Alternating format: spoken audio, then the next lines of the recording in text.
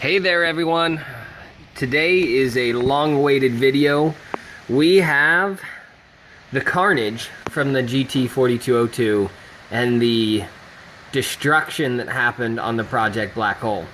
Been promising to get this up for a while now, and partly I didn't get it up before because I just wasn't quite ready to just suck it up and talk about what happened. And the other part of it is that we've been super busy trying to get the Project Black Hole up and back in service.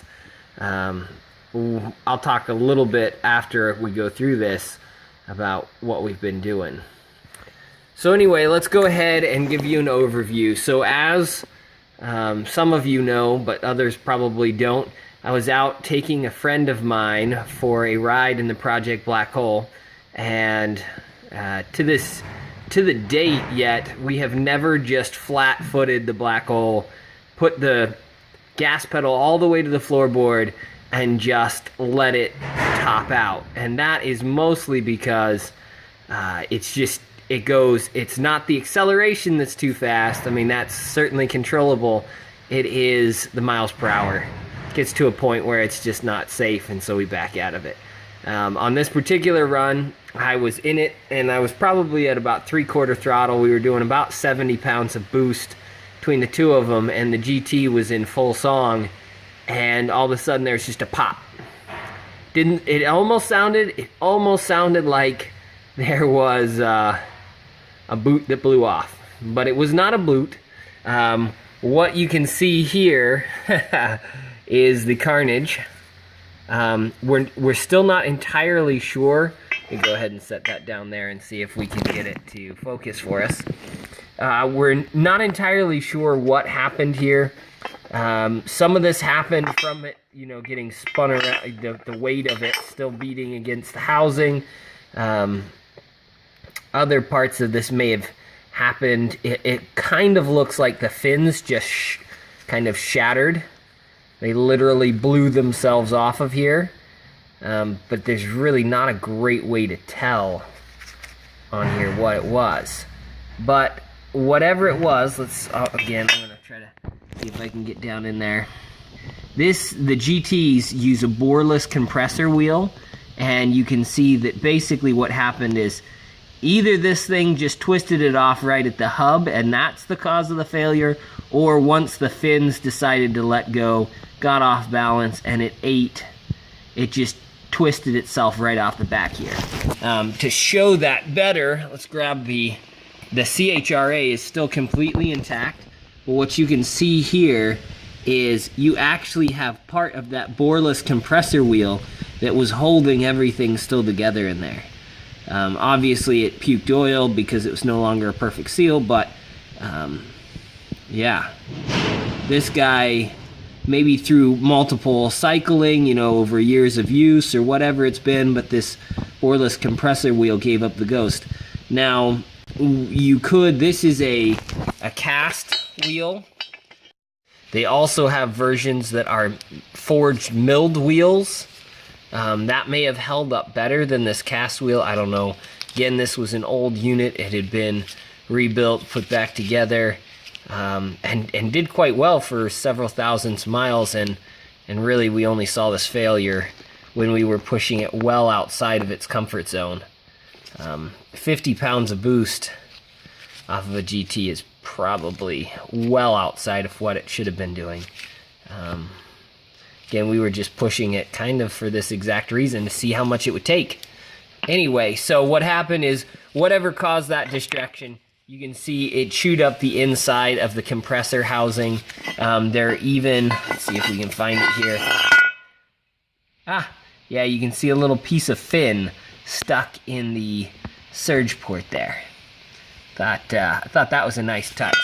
Anyway, so those guys got kicked out. They went up. Here's our tube, our interstage tube. Went up, they got shoved up through the interstage tube, and the HE351 basically was turned into a grinder for them.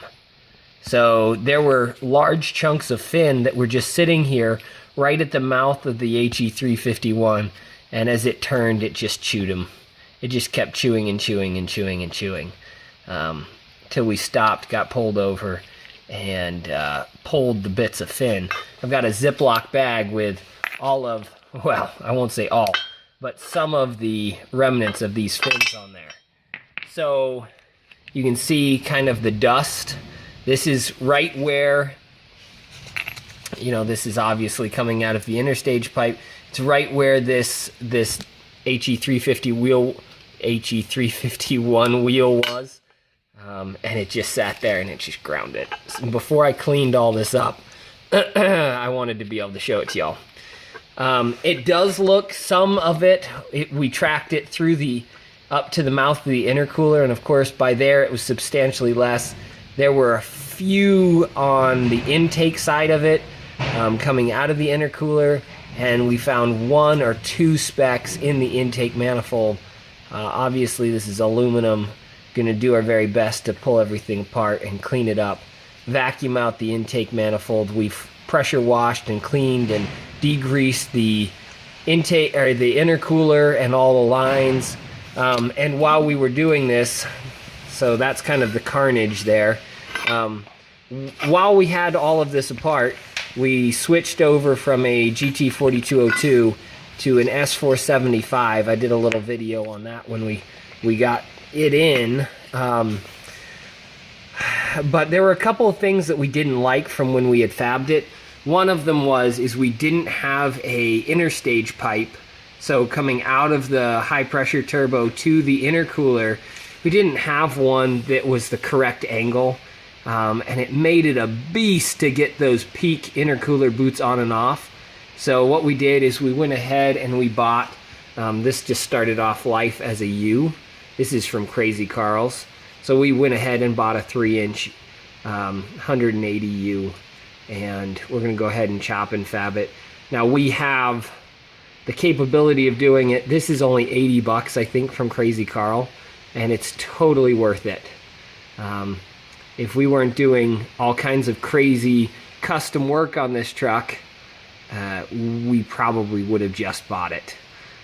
The other thing I did is I went ahead and fabbed up a new turbo hanger, and I'll do a comparison of those two sometime.